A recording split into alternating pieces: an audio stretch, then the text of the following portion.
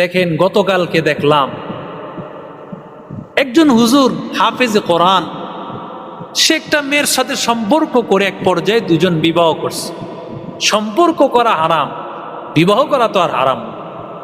অনেক ক্ষেত্রে ছেলে মেয়েরা সম্পর্ক করে, যেটা আমরা অহরহ এখন দেখি। দুইজন ছেলে মেয়ে, মেয়েটাও সম্ভবত মাদ্রাসায় পড়ে, ছেলেটাও মাদ্রাসায় পড়ে। তো দুজনের এই সম্পর্কের বিবাহ প্রথমে মা বাবা মেনে নেন। অধিকাংশ ক্ষেত্রে মা বাবারা মানতে চায় না, ভালো ফ্যামিলি হলেও মানতে চায় না, যে মেয়েটা ভালো জায়গায় গেছে, তারপরও অনেক সময় মানতে চায় না। এটা না মানার পিছনে একটা কারণ, যে এত কষ্ট করে তোকে লালন করলাম, তুমি নিজের মতো করে নিয়ে আসলে একজন, এত কষ্ট করে লালন করেছি, তুমি নিজে আরেকজনের ঘরে চলে গেলে। এটা হলো প্রত্যেকটা মা বাবার দিলের ব্যথার কষ্ট, এটা হওয়াটাই স্বাভাবিক।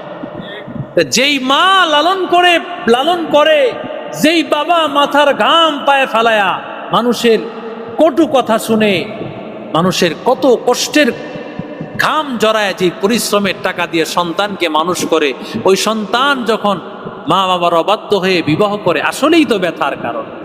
কিন্তু একটা পর্যায়ে মেনে নেয়, ছেলে মেয়ের কারণে কিন্তু মা বাবা অনেক কিছু মেনে নেয়। কারণ এখন পর্যায়ে এমন একটা অবস্থা, কখনো দেখা যায় যদি না মানে এই ছেলে মেয়ে আত্মহত্যা পর্যন্ত করে। এই সময়টা কিন্তু অনেক কঠিন একটা সময়। এই সব কিছুর পিছনে মিস্টার মোবাইল আর মিস্টার ইন্টারনেট লানাতুল্লাহি আলাইহি, এটা সবচেয়ে বড় কারণ।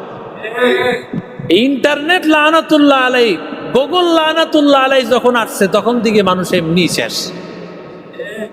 এখন এই 60 বছরের বুড়িও সব বুঝে, সেও এখন 2-3টা সন্তান 4টা সন্তান ফালায় অন্যের হাত ধরে চলে যায়। তো যখন বিবাহ মেনে নিয়েছে তারা, স্বামী স্ত্রী, পৃথিবীর সব মানুষের সামনে এখন তাদের স্বামী স্ত্রীর পরিচয়। কি বা কোন কারণে কোন সাংবাদিক, হলুদ সাংবাদিক আছে আমাদের সমাজে, দেখবেন এদেরকে হলুদ সাংবাদিক বলা হয়। এদের কাজই হলো হলুদ কাজ। এখনো বাংলাদেশে কিছু পত্রিকা আছে, দেখবেন এই পত্রিকাগুলো বিভিন্ন কোম্পানির ডিলার হিসাবে কাজ করে।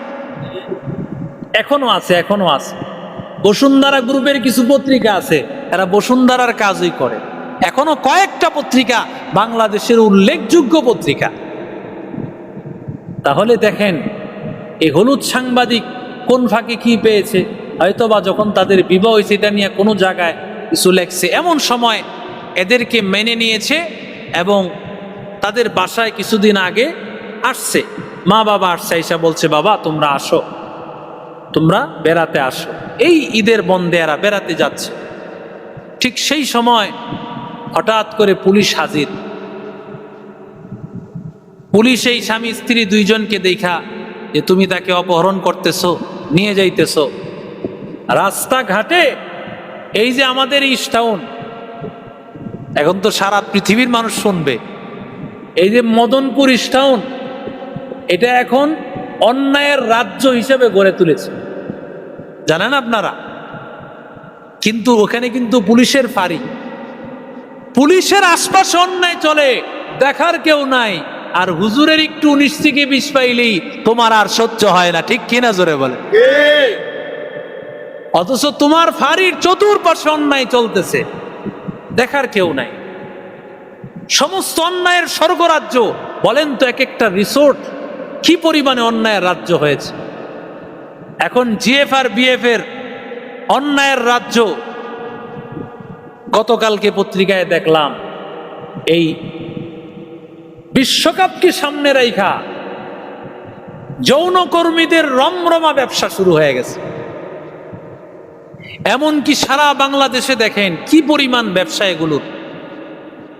সাগর ভাই, সুমন ভাই, বাবুল ভাই, ঘটক ভাই, যত ভাই আছে এই ভাইদের নাম আর নাম্বার দেওয়া আছে। বলেন তো, ওভারব্রিজ বলেন, রাস্তাঘাট বলেন, পুলিশ কি চাইলে এদেরকে ধরতে পারে না?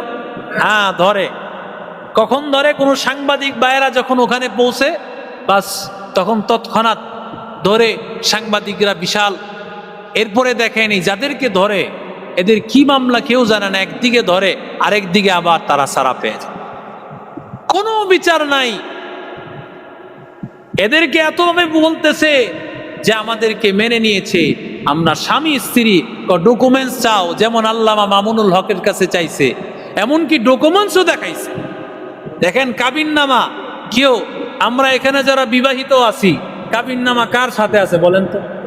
আছে কাবিননামা? এখন যদি আমার স্ত্রীকে নিয়ে আমি ঘুরি আর যদি বলে কাবিননামা দেখাও, যদি বলে কাবিননামা দেখাও, তো ওরে বিসমিল্লাহ ছাড়া ওরে মাইর দেওয়া শুরু করা দরকার না। কাবিননামা নিয়ে কি কেউ ঘুরে বলে? দেখলাম আল্লামায় আমাদের একজন আলোচক মুফতি ইলিয়াসুর রহমান জিয়াদি সাহেব, ওনার সাথে এরকম রাস্তাঘাটে তুমুল ঝগড়া। এই শুধু একটাই কারণ, ওই যে লেবাসটা হলো আলেমের লেবাস, তার সুন্নতি লেবাস আছে, এটাই হলো সবচেয়ে বড় কারণ, আর কিছু না। কিন্তু দরকার ছিল কি, আরে আমি তো তার উসিলায় কোরআন শিখছি, সে যদি কোনো অন্যায় করে তার হিসাব সে বুঝবে, কিন্তু তাদের উসিলাই তো আমরা কোরআন হাদিস দ্বীনের ফিকহ মাসালা, একজন আলেমকে আপনি কটাক্ষ করবেন? কেন কটাক্ষ করেন ভাই? আপনি তার পিছনে কেন লাগতেছেন?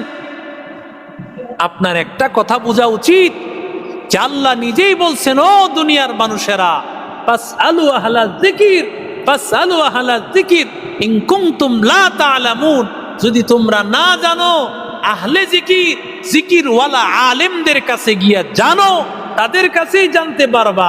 পৃথিবীর আর কাছে কারো কাছে গিয়া জানা তোমার পক্ষে সম্ভব নয়।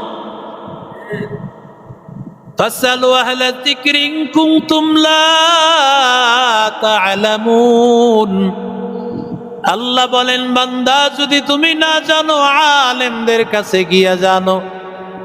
দুনিয়ার চক্ষু যখন বন্ধ হয়ে যাবে গোলাম, হাসরের ময়দানটা যখন কায়েম হয়ে যাবে, সবাই নাফসি নাফসি বলতে থাকবে, কত বিপদ।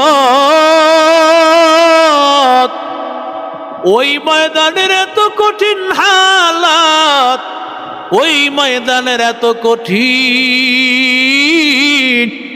ওই কঠিন অবস্থায় সবাই নাফসি নাফসি বলবে। বাবাই বলবে নাফসি, মায়ে বলবে নাফসি, ভাই বলবে নাফসি। ইয়াউমা ইয়াফিরুল মারউ মিন আখিহি ওয়া উম্মিহি ওয়া আবিহি ওয়া সাহিবাতিহি ওয়া বানি। আল্লাহ বলেন, সন্তান পালায়ন করবে, স্ত্রী পালায়ন করবে, ভাই পালায়ন করবে, বাবায় পালায়ন করবে, মায়ে পালায়ন করবে, কেউ কারো পরিচয় দিবে না, সবাই তোমার কাছ থেকে পালায়ন করবে। ওই হাসরের ময়দানের কঠিন, ওই কঠিন হালতে আমার মায়ার মালিক আল্লাহ আলেমদেরকে আল্লাহ সুপারিশ করার অনুমতি দিবে। ওরে আলেম সুপারিশ কর, যারে ভালো লাগে জান্নাতে নিয়ে যা, আমি আল্লাহ সুপারিশের অনুমতি দিলাম।